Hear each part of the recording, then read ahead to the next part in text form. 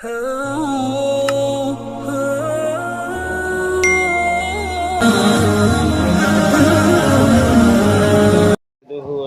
على رسوله الكريم اما بعد فاعوذ بالله من الشيطان الرجيم بسم الله الرحمن الرحيم ما انزلنا عليك القرآن لتشقى الا تذكرة لمن يخشى تنزيلا ممن خلق الارض والسماوات العلى الرحمن على العرش استوى له ما في السماوات وما في الأرض وما بينهما وما تحت الثرى وإن تجهر بالقول فإنه يعلم السر وأخفى الله لا إله إلا هو له الأسماء الحسنى۔ سورۃ مریم کا درس مکمل ہوا، اب سورۃ طٰہٰ کا درس شروع ہوا ہے۔ مفسرین نے لکھا ہے کہ اس سے پہلے 44 صورتیں نازل ہو چکی تھی۔ نزول کے اعتبار سے کا 45واں نمبر ہے اور ترتیب کے لحاظ سے 20واں نمبر ہے۔ اس صورت کے اندر 135 آیات ہیں اور 8 رکوع ہیں۔ پہلا لفظ اللہ رب العزت نے جو بیان فرمائے حروف مقطعات میں سے ہیں۔ قرآن پاک کے اندر اس طرح کے صورتوں کے شروع میں 29 صورتیں اس طرح کے شروع ہے جو حروف مقطعات سے شروع ہوتی ہے۔ یہی وہ صورت ہے جس سے خلیفہ ثانی حضرت عمر بن خطاب رضی اللہ تعالی عنہ نے کچھ آیتیں ان کی سنی تھی اور سننے کے بعد انہوں نے اسلام قبول کیا تھا۔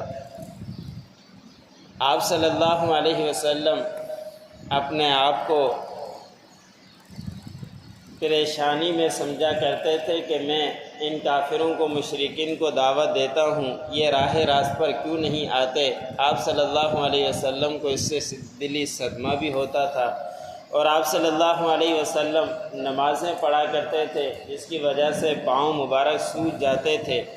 تو اس بات کو دیکھتے ہوئے کافروں نے مذاق بھی اڑایا اور کافروں نے یہ منصوبہ بنایا کہ جب یہ قرآن پاک پڑھے تو کوئی اس کو نہیں سنے، یہاں تک کہ کانوں کے اندر روئی ڈال دیا کرتے تھے۔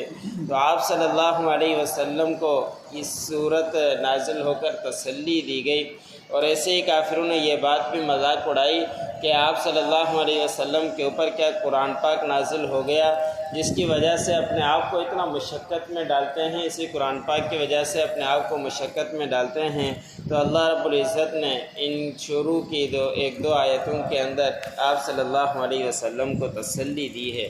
اللہ رب العزت نے فرمایا کہ ہم نے آپ کے اوپر یہ قرآن پاک اس لیے نازل نہیں کیا کہ آپ اپنے آپ کو اس وجہ سے مشقت میں ڈال دیں، اپنے آپ کو مشقت میں ہرگز نہ ڈالیں۔ یہ قرآن پاک تو نصیحت ہے ان لوگوں کے لیے جو اس سے ڈرتا ہے، اس سے خوف کھاتا ہے۔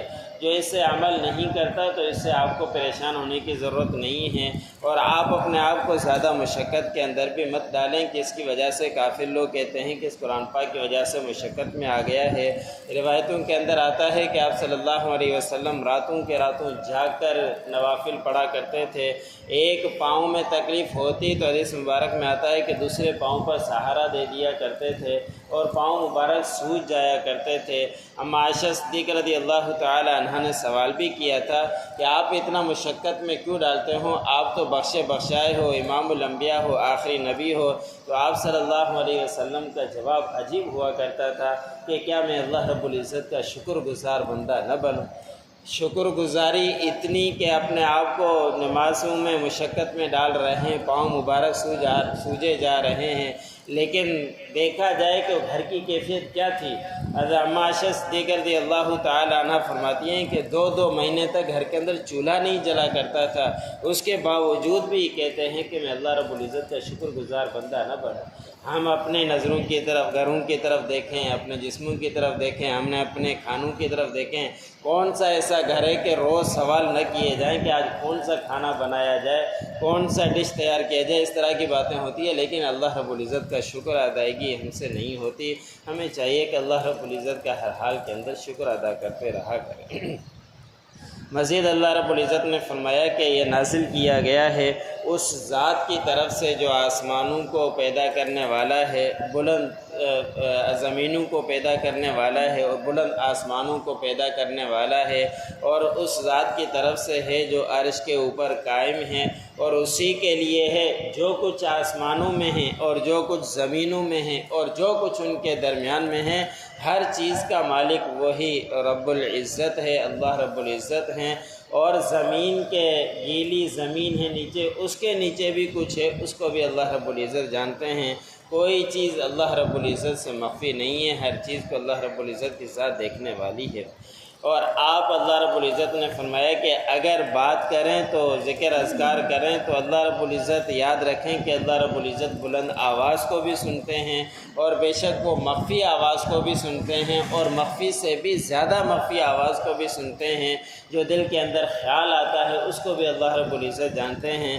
اللہ رب العزت سے کوئی چیز مخفی نہیں ہے، وہی اللہ ہے، اس کے سوا کوئی معبود نہیں، اسی کے لیے ہیں بہت سارے اچھے نام۔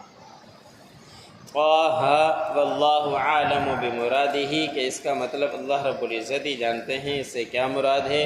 ما انزلنا علیک القرآن لتشقی، نہیں ہم نے نازل کیا آپ کے اوپر اس قرآن کو کہ تاکہ آپ مشقت میں ڈالیں، الا تذکرۃ لمن یخشی، نہیں ہے مگر یہ نصیحت اس ذات کے لیے جو ڈرتا ہے۔ تنزیلا ممن خلق الارض والسماوات العلی، نازل کیا گیا ہے اس ذات کی طرف سے جو آسمانوں کو، جس نے آسمانوں کو پیدا کیا اور بلند، جس نے زمین کو پیدا کیا اور بلند آسمانوں کو پیدا کیا۔ الرحمن علی العرش استوى، اس ذات کی طرف سے ہے جو عرش کے اوپر قائم ہے۔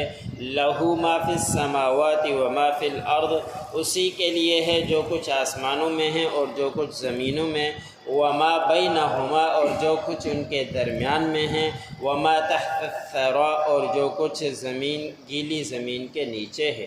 وَإِن تَجْهَرْ بِالْقَوْلِ فَإِنَّهُ يَعْلَمُ السِّرَّ وَأَخْفَى، اگر آپ بات کریں، بلائیں اللہ رب العزت سے، ایک طرح سے بات کریں، دعا کریں بلند آواز سے، تو بے شک اللہ رب العزت تو جانتا ہے پوشیدہ باتوں کو بھی اور مخفی باتوں کو بھی، اس سے بھی زیادہ مخفی باتوں کو بھی اللہ رب العزت جانتے ہیں۔ اللہ لا الہ الا ہو، اللہ وہی ہے، اس کے سوا کوئی معبود نہیں۔ لہ الاسماء الحسنی، اور اسی کے لیے ہے بہت سارے اچھے نام۔